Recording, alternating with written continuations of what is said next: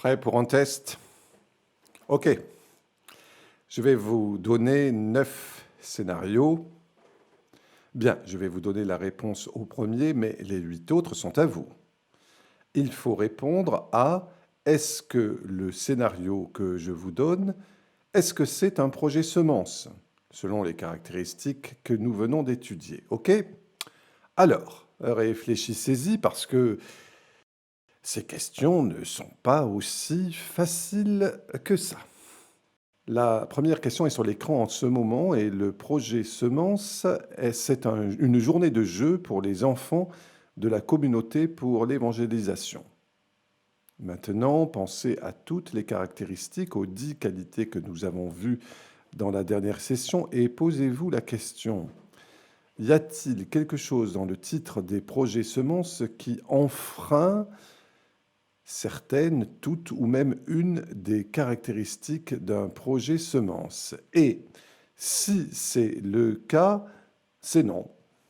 Donc, ce premier, un jour de jeu pour les enfants de la communauté en vue d'une évangélisation, c'est oui ou c'est non. La réponse est non. Pourquoi? Parce que si on fait le jour du jeu et son but, c'est l'évangélisation, c'est de la manipulation. Bien, quand je l'enseigne, il y a beaucoup de discussions sur si c'est de la manipulation ou pas. Ce n'est pas de la manipulation si les enfants qui viennent participer au jeu sont libres de rester ou pas pour écouter une présentation de l'Évangile. Mais si on fait le jour du jeu pour les enfants de la communauté en tant qu'évangélisation, alors la façon dont on s'est formulé montre que non, non, c'est de la manipulation. Donc ce serait non. Ok, voyons comment vous répondez au prochain. Et je vous donne du temps pour réfléchir à mesure que nous avançons. Celui-ci, un pique-nique pour les enfants affamés sur la base d'une enquête des besoins de la communauté. Que pensez-vous? Oui ou non? La réponse est non. Pourquoi c'est non? C'est parce qu'il est basé sur une enquête sur les besoins de la communauté plutôt que se mettre à genoux et de demander à Dieu, Dieu, quelles sont tes intentions, que veux-tu que nous fassions? Cela vient donc de notre idée, pas nécessairement de l'idée de Dieu. Bien, parfois ces deux choses se rejoignent, et c'est bien. Mais cela doit être fait parce que nous croyons que c'est ce que Dieu nous demande de faire, pas simplement parce que nous avons fait un sondage. Numéro 3. Réparation des latrines à la maison d'un membre de l'Église. Oui ou non? Ah ah, c'est facile, non? Non, parce qu'un projet semence est fait pour les gens extérieurs à l'Église. Maintenant, est-il mauvais de réparer les latrines chez un membre de l'Église? Absolument pas. Mais il ne se qualifie pas comme un projet semence. Numéro 4, un programme d'alphabétisation parrainé par le gouvernement couvert de prières. Oui ou non? Question piège, n'est-ce pas? Nous voyons que c'est couvert de prières et nous pensons, oh bien sûr, ça va. Non, parce que c'est parrainé par le gouvernement, il n'est pas mené avec des ressources locales. Question numéro 5. Un nettoyage des ordures réalisé le jour même où vous avez décidé de le faire. Oui ou non? Non. Pourquoi? Parce que si vous le faites le jour même où vous décidez de le faire, vous n'avez pas le temps de planifier. Et ça fait partie des critères d'un projet semence. Il est toujours bien planifié. Numéro 6. Un séminaire sur la nutrition où le comité d'organisation sert si bien que les participants de la communauté ne font qu'assister. Oui ou non? Est-il bon de bien planifier? Bien sûr que oui. Est-il bon de bien servir? Bien sûr que oui. Mais est-il OK de faire quelque chose où la communauté ne participe pas? Non. Ce n'est donc pas un projet semence, ça ne répond pas aux critères car les participants ne participent pas. Numéro 7. La couverture médiatique pour un projet semence pour faire de la publicité pour l'Église. C'est presque humoristique, n'est-ce pas? Non, parce que nous voulons que Dieu soit glorifié et pas notre Église locale. Ensuite, numéro 8, le développement et l'exploitation d'un centre, d'une crèche. Bonne idée, c'est sûr. Projet semence? Non. Pourquoi? Parce que c'est du long terme. Il n'est pas court terme et simple. Numéro 9. Réunion de la communauté pour discuter de la création d'une crèche. Après avoir passé un temps pour chercher les desseins de Dieu pour la communauté, oui ou non? Oui. Il n'y a rien dans cette description de projet semence qui enfreint l'une des 10 caractéristiques d'un projet semence. Eh bien, ce sont quelques façons de tester si on comprend ou non ces 10 caractéristiques. Je le répète, ces caractéristiques ne sont pas des lois, ce ne sont pas des choses qui vous lient, ce sont des orientations. Mais plus vous en inclurez dans votre projet semence, plus il aura du succès sur la base de notre expérience, plus il sera réussi. OK, ce que j'aimerais faire, c'est d'ajouter 3 choses. Nous avons appris le but, nous avons appris les avantages, nous avons appris la définition, nous avons appris les 10 caractéristiques. Et la dernière chose sur laquelle je voudrais qu'on se focalise, c'est 3 principes pour garantir l'efficacité à long terme d'un projet semence. Il y en a 3. Ils doivent être équilibrés, ils doivent être ciblés et ils doivent être continus. Je vais décrire ce qu'on veut dire par là. Équilibré signifie que nous devons essayer de mener nos projets semences de sorte qu'ils puissent démontrer l'amour de Dieu dans chacun de ces 4 domaines. Par exemple, voici un graphique qui va illustrer cela. Il y a une église, c'est votre église, et vous devez faire des démonstrations de l'amour de Dieu dans chaque domaine, physique, social, spirituel, et dans le domaine de la sagesse.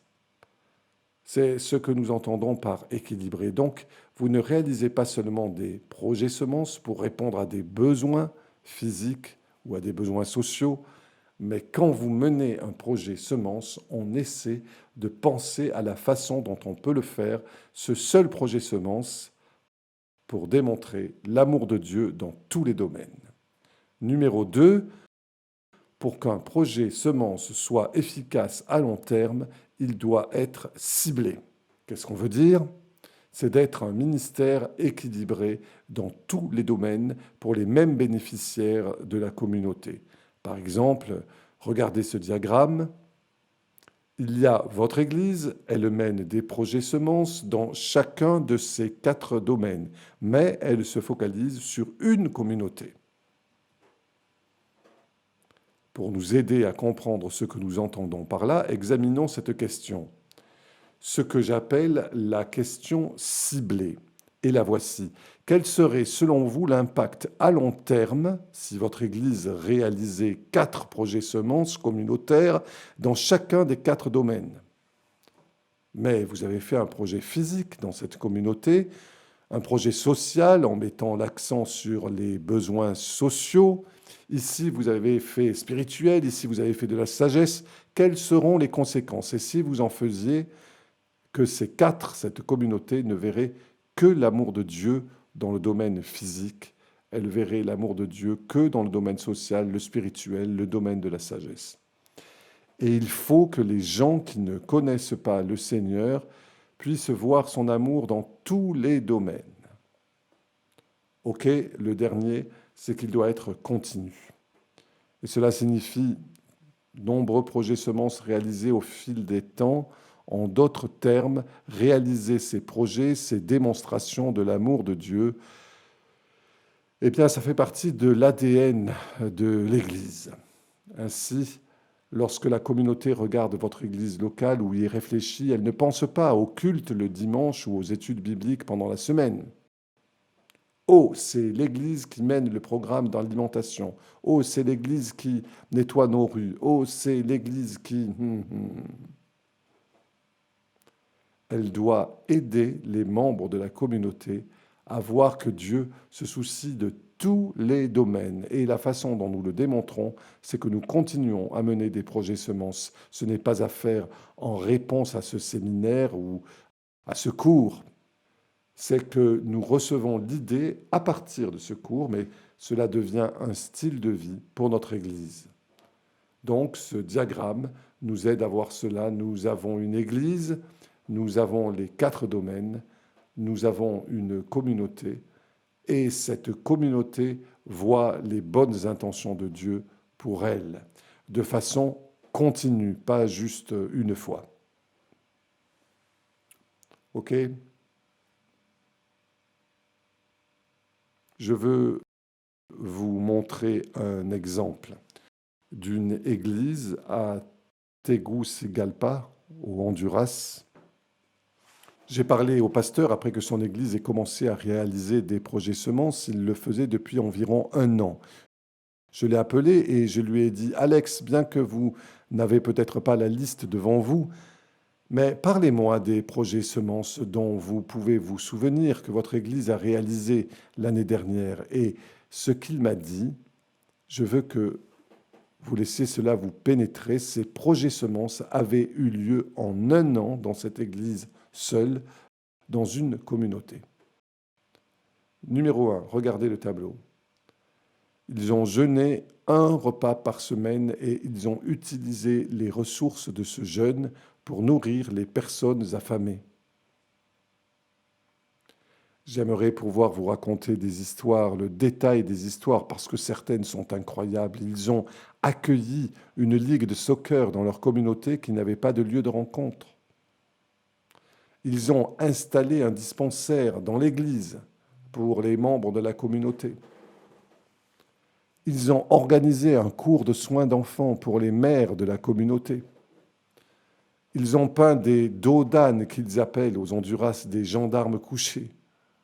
Ils ont peint ces ralentisseurs dans la rue parce qu'ils étaient si hauts que lorsque les gens qui ne connaissaient pas la région leur roulaient dessus, ils endommageaient leur voiture parce que la nuit, ils étaient invisibles. Alors, ils les ont peints. Ils ont pourvu aux besoins sociaux de vins alcooliques qu'ils connaissaient dans leur église. Ils ont remblayé les nids de poules dans les rues. Et croyez-moi, il y avait beaucoup de nids de poules dans les rues. Et ce n'est pas tout. Passons à la diapo suivante. C'est la suite de ce que cette Église a fait en 1 année.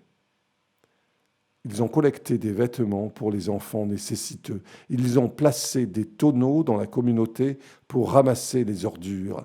Ils ont construit des escaliers en béton sur un chemin escarpé qui devenait glissant quand il pleuvait. Ils ont distribué des draps aux prisonniers dans leurs prisons. Et les prisons du Honduras ne fournissent pas de draps ou même de matelas, du moins à cette époque. Ils ont collecté et distribué des fournitures scolaires pour les enfants dont le père était en prison. C'est ce dont Alex, le pasteur, s'est souvenu. Il ne l'avait pas noté, mais j'ai pris des notes pendant qu'il me parlait et il m'a dit « Bob, c'est sans dont je me souviens des projets que nous avons réalisés en 1 an. C'est une église d'environ 200, maximum 300 personnes. » Waouh! Que pensez-vous que les gens de cette communauté ont pensé au sujet du peuple de Dieu dans cette église locale. Tout le monde connaissait cette église parce qu'ils étaient différents. Ce sont des gens qui se souciaient vraiment.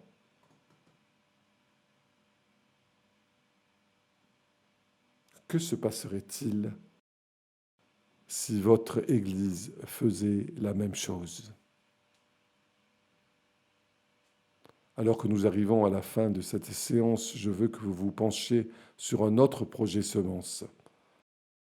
En fait, c'est une église qui a mené une série de projets semences.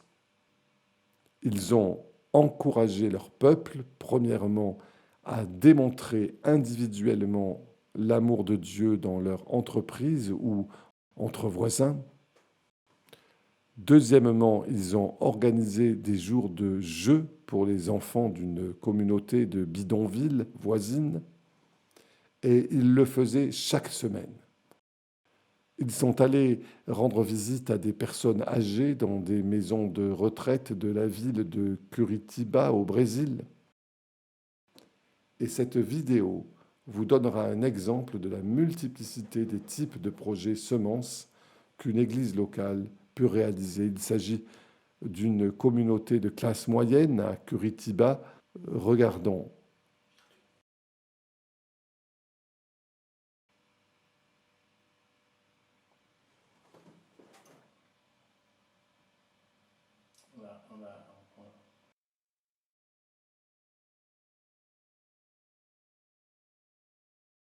L'église à Curitiba, Brésil, en a fait un style de vie des projets semences.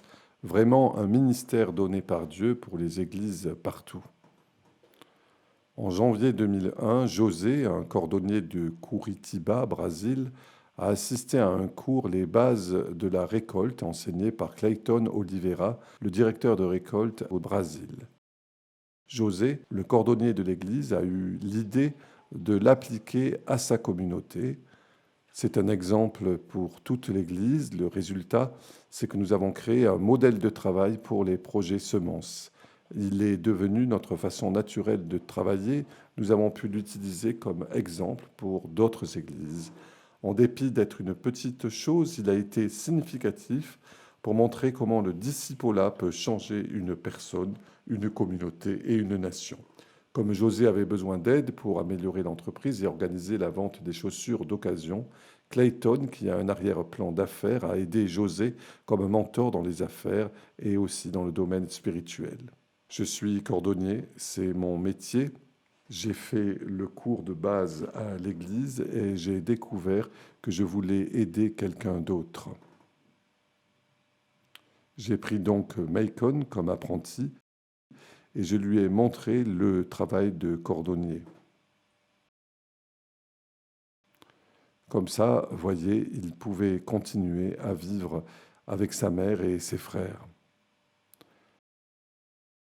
C'est ce que j'ai compris qu'il fallait que je fasse. Quand Clayton est arrivé à la cordonnerie, il a rencontré Macon, alors un apprenti âgé de 14 ans.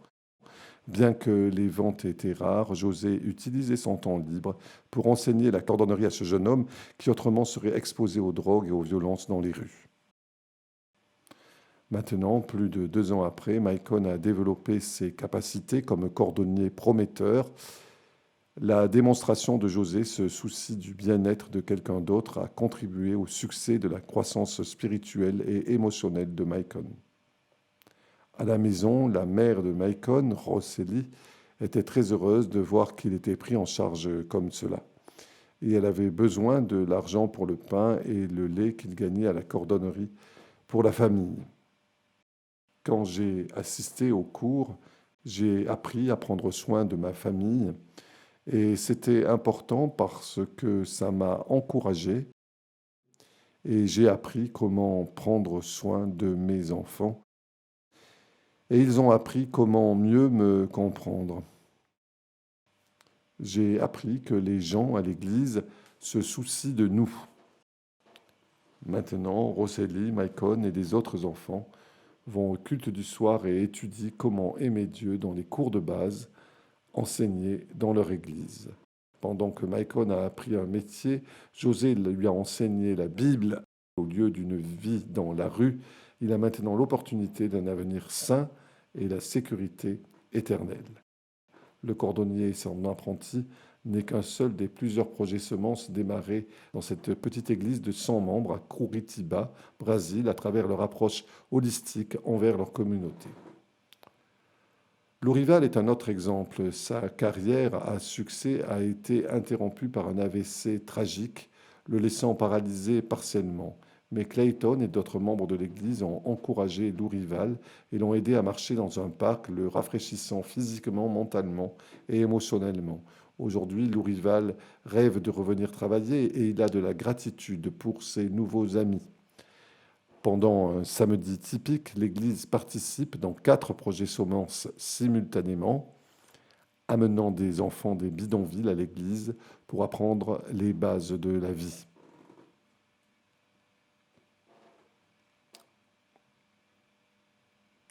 Au même moment, des femmes de l'Église enseignent la broderie aux femmes de la communauté et des courtes visites aux personnes dans un hospice à côté. Alors que plusieurs de ces activités ont commencé par des efforts d'une journée, ils sont devenus un style de vie pour toucher les gens dans toute la communauté qu'ils ont revendiquée pour Jésus-Christ. Par-dessus tout, l'Église reconnaît que des tâches simples, quand elles sont faites pour le Seigneur dans un esprit de joie et d'amour, eh bien, ils sont des bénédictions pour eux-mêmes et aussi pour ceux qui les aident. En clair, une vision pour les projets semences se transforme toujours en amour quotidien pour ses voisins.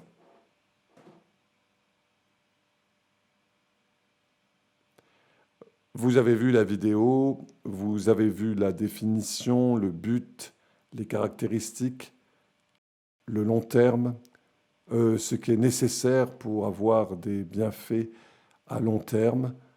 Je vais vous donner une tâche et la tâche est la suivante. Je veux que si vous travaillez individuellement ou dans une cohorte avec des gens qui sont ici ou disponibles sur Internet, je veux que vous preniez un peu de temps sans regarder cette vidéo à nouveau, sans regarder vos notes et voir combien de ces choses dont on a parlé dans cette session, eh bien, combien de ces choses vous pouvez vous rappeler. Je veux que vous parliez des 5 principes des semences. Je veux que vous vous rappeliez des 2 objectifs, que vous vous souveniez de la définition en 4 parties du projet semences. Et je veux que vous voyiez combien de bienfaits vous vous souvenez, combien de ces 10 qualités vous vous souvenez, combien de principes d'efficacité vous vous souvenez. Il y en a 27. Voyez combien d'entre eux vous pouvez trouver, seul ou en groupe. Et dites-le nous, que Dieu vous bénisse.